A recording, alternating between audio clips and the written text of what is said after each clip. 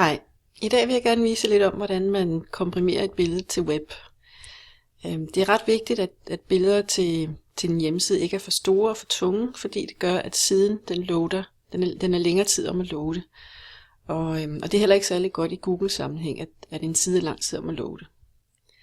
Her har jeg et billede af en mand, der har ondt i albuen, og den har jeg åbnet i Photoshop, som er et dyrt program.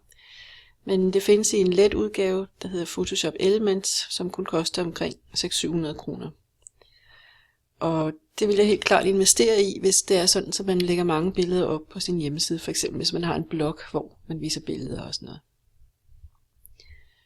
Nu jeg starter med at gøre billedet mindre. Jeg går op i Image og Image Size. Og så har jeg opløsning her, Resolution. Den skal være 72. Nu er størrelsen så på 881 gange 669 pixels. Og det er egentlig en meget passende størrelse til et webbillede, altså til et billede til en hjemmeside. Men det kommer selvfølgelig an på, hvor meget den skal fylde på siden. I dag så er der rigtig mange, der har store skærme, som måske er 2000 pixels brede. Og hvis billedet så skal fylde hele skærmen, så er det klart, så skal det også være større. Men jeg siger OK. Og så er billedet blevet noget mindre. Så saver jeg for web, det vil sige, at i den her forbindelse, så komprimerer jeg billedet.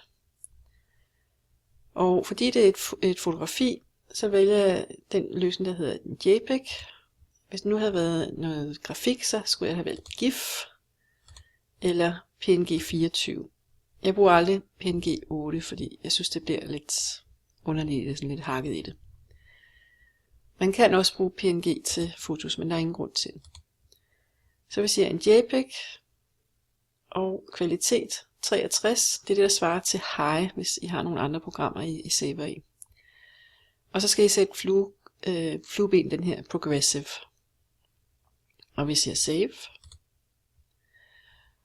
Og så er der noget med navn her, hvordan man navngiver billeder til webbet.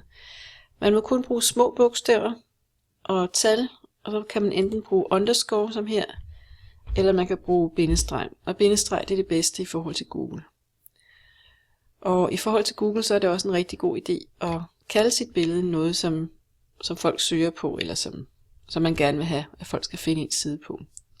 Lad os bare sige, at vi gerne vil give den her mand noget massage for hans albue, jamen så kalder vi det så massage, bindestreg, albue, så Google kan finde det.